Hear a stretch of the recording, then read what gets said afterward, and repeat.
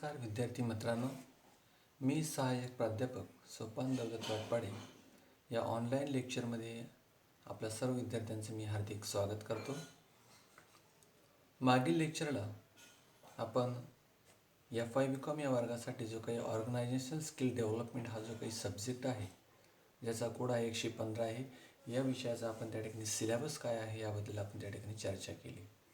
आज या लेक्चरमध्ये आपण कार्यालयाची जी काही कार्य कोणती आहेत, फंक्शन्स ऑफ ऑफिस हा जो काही मुद्दा आहे याच्याबद्दल आपण त्या ठिकाणी चर्चा करणार आहोत. सुरुवातीला आपण असं म्हणू शकतो की कार्यालय हे व्यवसायाच्या स्वरूपावर आधारित असतं, कारण कार्यालयाचे जे काही कामकाजाचं स्वरूप कसं आहे यावर त्या कार्यालयाची त्या ठिकाणी कार्य अवलंबून असतात. आधुनिक काळात कार्यालयाला अनेक प्रकारची कार्य पार पाडावी लागतात. उत्पादकांनी निर्माण केलेला माल, साठवण, विक्री, वितरण तसेच बाजारपेठ इत्यादी घटकांवर कार्यालयाची अनेक कार्ये त्या ठिकाणी अवलंबून असतात. प्रथमदर्शनी जर विचार केला तर कार्यालयाची प्राथमिक कार्य आणि दुय्यम कार्य अशी दोन त्या ठिकाणी कार्य आपल्याला त्या ठिकाणी दिसून येतात. तर सर्वात प्रथम आपण बघूया ती म्हणजे कार्यालयाची प्राथमिक कार्य. पहिले जे काही कार्य आहे ते म्हणजे माहिती गोळा करणे. या मुद्द्यामध्ये असं आपण म्हणू शकतो की कोणतंही कार्यालय असो, जी माहिती त्या कार्यालयाला त्या ठिकाणी मिळालेली आहे त्यानुसार त्या कार्यालयाला तिथे समोर आउटपुट देता येतं. म्हणजे जशी माहिती आली आहे त्या माहितीच्या आधारावर त्यांना काहीतरी त्याचा रिझल्ट्स किंवा ज्याला आपण काय म्हणू शकतो की त्याचा जो काही पाठपुरावा आहे तो त्या ठिकाणी देऊ शकतात. संस्थेला दैनंदिन प्रकारची कार्य करण्यासाठी तसेच संस्थेची उद्दिष्टे साध्य करण्याकरता विविध प्रकारची माहिती विविध प्रकारच्या मार्गांनी गोळा करावी लागते.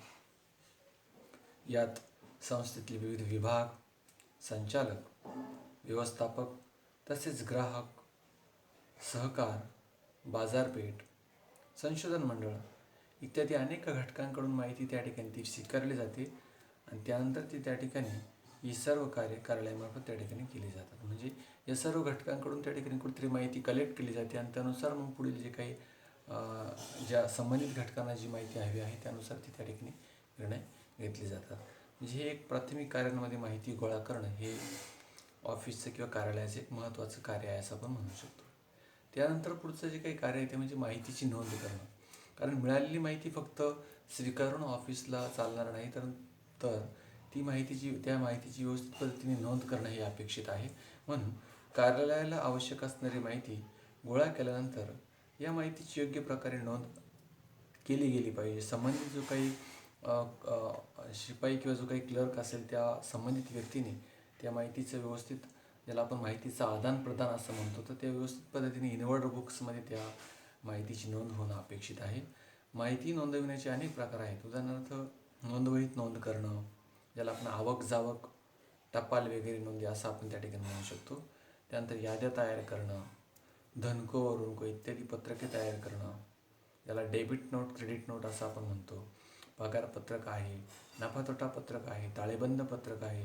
ही सर्व महत्त्वाची दस्तऐवज असतात कार्यालयाची, की ज्याद्वारे व्यवसायाची कुठेतरी जो काही व्यवसाय आहे किंवा जे काही कार्यालय आहे त्याची संबंधित कार्यालयाची आर्थिक परिस्थिती किंवा त्या ऑफिसची किंवा कार्यालयाची कामकाज कशा स्वरूपात चालली याचा एक त्या ठिकाणी तो गोषवार असतो. आणि या सर्व गोष्टींचा विचार हा व्यवस्थित पद्धतीने आणि बिनचूक पद्धतीने त्या ठिकाणी त्याची नोंद ही कार्यालयाच्या बुक्समध्ये त्या ठिकाणी झाली पाहिजे, त्या पुस्तकामध्ये नोंद होणं अपेक्षित आहे. पुढचं जर महत्त्वाचं कार्य आहे ते म्हणजे माहितीचे जतन करणं. कारण मिळालेली माहिती किंवा मिळालेले जे काही डॉक्युमेंट आहे ते विशिष्ट व्यवस्थित पद्धतीने स्टोअर करणं किंवा त्याची जपवणूक करणं हे देखील महत्त्वाचं आहे. कारण नवीन कायद्यानुसार जी काही माहिती, ज्या माहितीच्या आधारे कार्यालयाने कुठेतरी संबंधित व्यक्तीला जी माहिती दिलेली आहे त्याचा बेस काय आहे किंवा ती माहिती कोणत्या डॉक्युमेंटच्या आधारे किंवा कोणत्या कागदपत्रांच्या आधारावर त्या ठिकाणी दिलेली आहे याचा प्रूफ असणं किंवा याचा त्या ठिकाणी पुरावा असणं अपेक्षित आहे. म्हणून त्या माहितीची जे काही ओरिजिनल जे काही डॉक्युमेंट आहे, जे काही महत्त्वाचं जे काही डॉक्युमेंट आहे त्यांनी त्या ठिकाणी ते जतन करून ठेवणं अपेक्षित आहे. म्हणून कार्यालयाला आवश्यक असणारी माहिती गोळा करून तिची व्यवस्थित रीतीने नोंद करून तिची योग्य प्रकारे जपवणूक करणं हे आवश्यक आहे. कारण व्यवस्थापकाला किंवा संस्थेच्या विविध विभागांना वेगवेगळ्या प्रकारची माहिती भविष्यकाळात कधीही लागू शकते. ती म्हणून त्या ठिकाणी निर्णय घेण्याकरता, ध्येयधोरण ठरवण्याकरता आवश्यक असते. यासाठी माहितीची जपणूक अशी करावी की ती पाहिजे तेव्हा उपलब्ध होऊ शकेल. कारण कोणत्याही डॉक्युमेंटची त्या ठिकाणी कधी गरज पडेल हे त्या ठिकाणी सांगता येत नाही. म्हणून संबंधित व्यक्तीने ती व्यवस्थित पद्धतीने त्या माहितीचे जतन करणं हे अपेक्षित आहे. पूर्वी माहितीची जपवणूक ही फाईल्समध्ये किंवा डॉक्युमेंट्सद्वारे त्या ठिकाणी केली जात होते. परंतु आधुनिक काळामध्ये ही जी काही माहिती आहे ही संगणकामध्ये त्या ठिकाणी कुठेतरी डिस्कवरती त्या ठिकाणी सेव्ह केली जाते किंवा ज्याला आपण फ्लॉपी डिस्कच्या सहाय्याने किंवा एक रॅममध्ये त्या ठिकाणी कुठेतरी एक आधुनिक तंत्रज्ञानाच्या सहाय्याने जे काही यंत्र आहे त्यामध्ये त्या ठिकाणी ती साठवणूक त्याची त्या ठिकाणी केली जाते. म्हणून हे देखील एक महत्त्वाचं कार्य हे कार्यालयाचं सांगितलं जातं. पुढचं एक महत्त्वाचं कार्य आहे ते म्हणजे माहितीचे विश्लेषण करणं. जी माहिती मिळालेली आहे त्या माहितीचं विश्लेषण करणं हे देखील महत्त्वाचं कार्य आहे. कारण फक्त माहिती जपवणूक करणं किंवा ती माहितीची नोंद करणं हे अपेक्षित नसून तर आलेली माहिती ही कोणत्या कार्यासाठी आलेली आहे किंवा त्या माहितीचा उपयोग काय आहे कार्यालयासाठी किंवा संबंधित व्यक्तीसाठी त्याचा उपयोग काय आहे या देखील गोष्टींचा एक आढावा त्या कार्यालयाला त्या ठिकाणी घेता आला पाहिजे. म्हणून कार्यालयाने जपणूक केलेल्या माहितीचे विश्लेषण केले जाते व नंतर अहवाल किंवा ज्याला आपण टिप्पणी म्हणतो, वृत्त किंवा जे काही माहितीचा जो काही कॉन्क्लुजन आहे किंवा जो काही निष्कर्ष आहे तो त्या ठिकाणी काढला जातो. म्हणून विश्लेषण करताना माहितीचे स्वरूप व व्याप्ती कर्मचाऱ्यांना विचारात घ्यावी लागते. पुढचा महत्त्वाचा मुद्दा आहे तो म्हणजे माहिती पुरविणे. जे काही संबंधित जे काही कागदपत्र आहे त्यावरती विशिष्ट त्या ठिकाणी कॉन्क्लुजन किंवा निष्कर्ष नोंदवणं हे देखील महत्त्वाचं आहे. म्हणून माहिती संबंधीच्या वरील सर्व कार्यांचा विचार केल्यानंतर माहिती आवश्यक त्या विभागास त्यांच्या गरजेनुसार पुरविण्याचे कार्य कार्यालयामार्फतच केले जाते. कारण विविध विभागांना विविध प्रकारच्या माहितीची आवश्यकता असते. उदाहरणार्थ कोणत्या मालाचे किती उत्पादन करायचे किंवा विक्री किती करायची आहे किंवा कोणास करावायची आहे, म्हणजे सर्व इत्थंभूत अशा स्वरूपाची माहिती त्या ठिकाणी विशिष्ट वेळेत ती माहिती पुरवणं अपेक्षित आहे. कारण जर विशिष्ट विभागाने जर ती माहिती विशिष्ट वेळेत जर पुरवली नाही तर संबंधित समोरील जो काही विभाग आहे त्यांना त्या ठिकाणी कोणतेही निर्णय त्या ठिकाणी घेता येत नाही. म्हणून वेळेवरती देखील माहितीचं त्या ठिकाणी आदानप्रदान होणं हे तितकंच त्या ठिकाणी गरजेचं आहे. कार्यालयात सर्व विभाग कार्यालयामार्फतच आलेल्या माहितीवरच त्या ठिकाणी ते पूर्णतः अवलंबून असतात. म्हणून माहिती योग्य रीतीने पुरवणे आणि सत्य पुरवणे हे देखील त्या ठिकाणी एक महत्त्वाचं कार्य कार्यालयाचं सांगितलं जातं. शेवटचं जे काही प्राथमिक कार्यांमध्ये जो मुद्दा आहे तो म्हणजे हिशोब ठेवणे. संस्थेत वेगवेगळ्या प्रकारचे आर्थिक व्यवहार होत असतात आणि या सर्व आर्थिक व्यवहारांची योग्य प्रकारे नोंद करणं हे देखील आवश्यक आहे. कारण या आर्थिक नोंदींमुळे व्यवसाय संस्थेस किती विक्री झाली, खर्च किती झाला, उत्पन्न किती मिळाले ही माहिती नफा तोटा पत्रकावरून त्या ठिकाणी मिळू शकते. तसेच आपणाजवळ कोणत्या प्रकारची संपत्ती आहे, कोणाची किती देणे आहे, भांडवल किती आहे, या सर्व गोष्टींची त्या ठिकाणी योग्य पद्धतीने नोंद ठेवणं हे देखील त्या ठिकाणी गरजेचं आहे. कारण आर्थिक व्यवहारांमध्ये कोणत्याही प्रकारची अफरातफर किंवा कोणत्याही प्रकारची चूक त्या ठिकाणी निदर्शनास येऊ नये म्हणून या गोष्टीची एक बिनचूक पद्धतीने नोंद ठेवणं हे देखील कार्यालयाचं एक महत्त्वाचं कार्य आहे. ही आपण सर्व जी काही कार्य बघितली ती प्राथमिक स्वरूपात त्या ठिकाणी आपण ह्या कार्यालयाची कार्य बघितली. आता बघूया ते म्हणजे कार्यालयाची दुय्यम कार्य. प्राथमिक कार्यांशिवाय देखील दुय्यम कार्य देखील कार्यालयाला त्या ठिकाणी करावी लागतात. त्यामध्ये प्राथमिक कार्य पार पाडण्यासाठी पूरक म्हणून दुय्यम कार्यांचा उल्लेख करता येईल आणि व्यवसाय संस्थेत प्राथमिक कार्यांशिवाय जी कार्य पार पाडली जातात त्याला आपण दुय्यम कार्य असं त्या ठिकाणी म्हणतो. तर दुय्यम कार्यामध्ये जे काही पहिलं आहे ते म्हणजे कामाचे नियोजन करणं.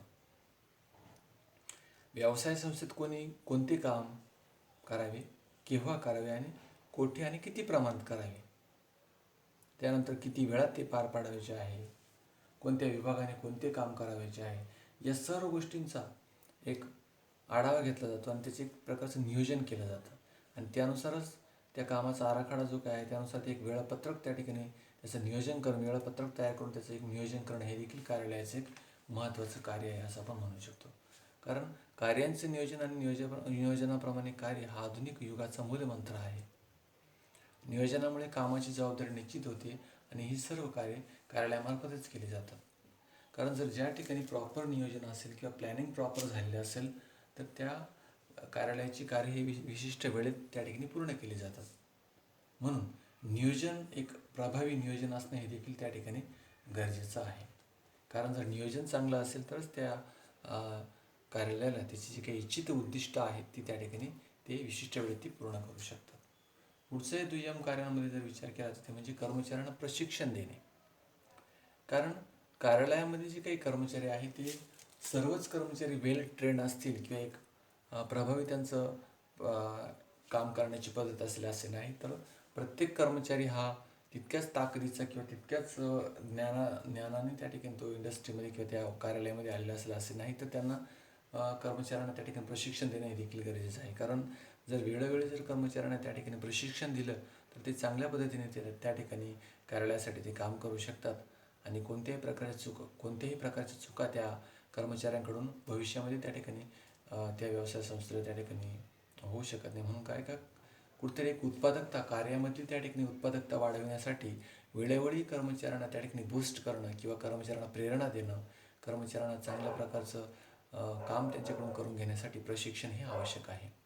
म्हणजेच काय की व्यवसाय संस्थेच्या गरजेप्रमाणे वेगवेगळ्या प्रकारच्या कर्मचारी वर्गाची आवश्यकता असते. यासाठी कर्मचाऱ्यांना आपल्या गरजेप्रमाणे योग्य ते प्रशिक्षण देण्याचे कार्य कार्यालयामार्फत त्या ठिकाणी केले जात असते. आधुनिक काळाचा विचार करता संगणकाचे प्रशिक्षण प्रत्येक कर्मचाऱ्याला देणे हे अनिवार्य आहे.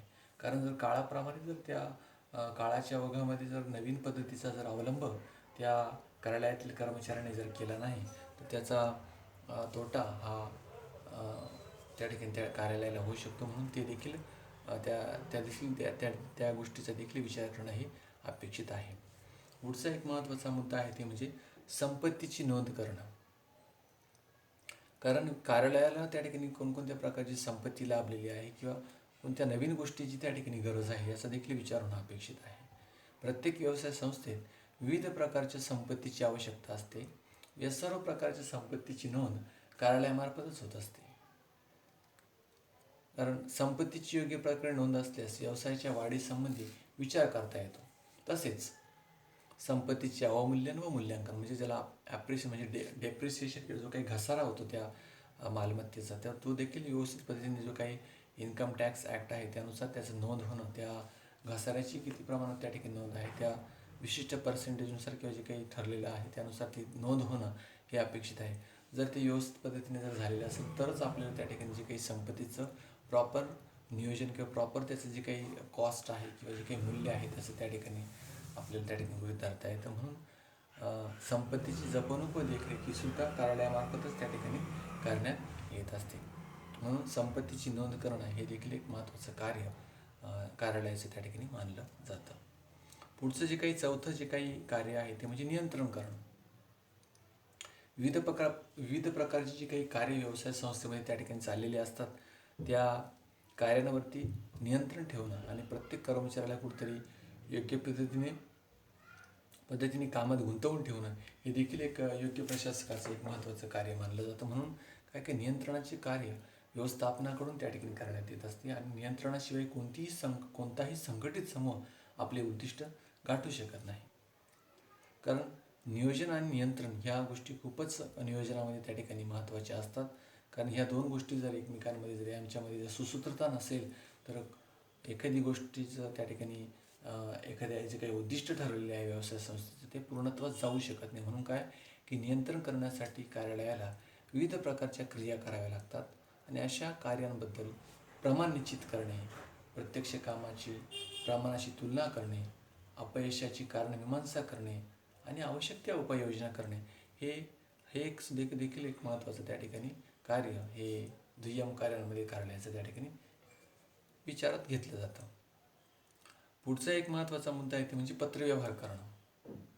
कारण अनेक प्रकारचे जे काही अंतर्गत आणि बहिर्गत घटक हे कार्यालयाशी त्या ठिकाणी नेहमी त्या ठिकाणी संपर्कात असतात आणि म्हणून ह्या जे काही बहिर्गत घटक आहे त्यांना विशिष्ट वेळेत विशिष्ट माहिती पोहोचविणे हे देखील एक महत्त्वाचं कार्य आहे. म्हणून काय की व्यवसायाचे अस्तित्व टिकविण्याकरता तसेच व्यवसायाचा विकास साधण्याकरिता आवश्यक असलेले सर्व प्रकारचे पत्रव्यवहार करणे हे कार्यालयाचे प्रथम कार्य आहे.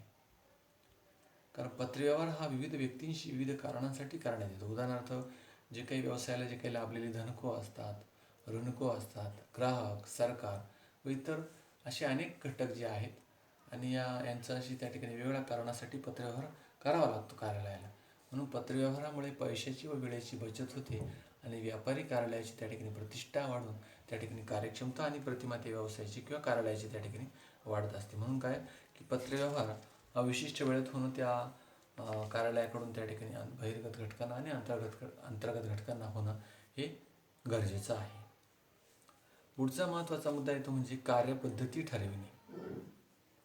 कारण अनेक प्रकारचे कर्मचारी हे कार्यालयामध्ये कार्यरत असतात, परंतु कार्य करत असताना कोणत्या पद्धतीचा अवलंब करणं किंवा कोणती पद्धत त्या ठिकाणी योग्य आहे हे देखील त्या ठिकाणी त्या कर्मचाऱ्यांना सांगणं अपेक्षित आहे. म्हणून काय की कार्यालयात केली जाणारी कामे कोणकोणत्या क्रमाने आणि कोणत्या प्रकारे केली जावीत हे ठरवण्याचे काम कार्यालयाच्या त्या ठिकाणी व्यवस्थापनाचे त्या ठिकाणी असते. उदाहरणार्थ कर्मचाऱ्यांचे वेतन ठरवण्याची कार्यपद्धती आणि असे अनेक प्रकारचे जे काही प्रश्न असतात ज्याला आपण प्रोडक्शन म्हणतो, ज्याला आपण उत्पादन घटकांमध्ये कशा प्रकारे उत्पादन त्या ठिकाणी केलं गेलं पाहिजे, त्या ठिकाणी दिवसाला किती उत्पादन झालं पाहिजे किंवा हप्त्याला किती उत्पादन झालं पाहिजे, या सर्व गोष्टी एक पूर्वनियोजित असाव्या लागतात. आणि त्या पूर्वनियोजित जर असतील तर त्याची कुठेतरी कार्यपद्धती त्या कर्मचाऱ्यांना त्या ठिकाणी ठरविता येते आणि त्यानुसार त्यांचं त्या ठिकाणी वेतन काय आहे किंवा कशा पद्धतीने असावं हे त्या प्रशासकाला ठरविता येते.